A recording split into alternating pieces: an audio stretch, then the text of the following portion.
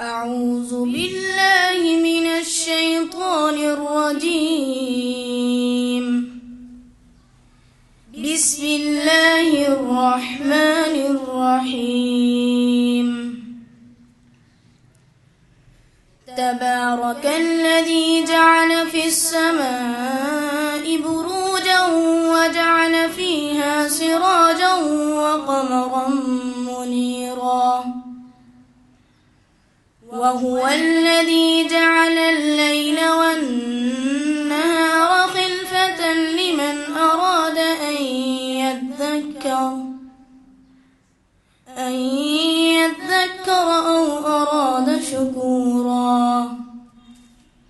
وعباد الرحمن الذين يمشون على الأرض هونا وإذا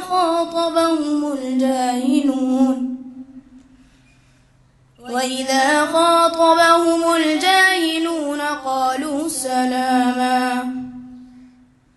والذين يبيتون لربهم سجدا وقياما، والذين يقولون ربنا اصرف عنا عذاب جهنم إن عذابها كان غراما إنها ساءت مستقرا ومقاما. والذين إذا أنفقوا لم يسرفوا ولم يقتروا وكان بين ذلك قواما.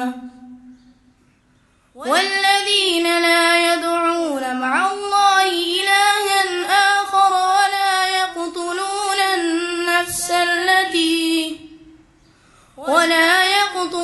النفس التي حرم الله إلا بالحق ولا يزنون، ومن يفعل ذلك يلقى أثاما يضاعف له العذاب يوم القيامة ويخلد فيه مهانا إلا من تاب وآمن وعمل عملا صالحا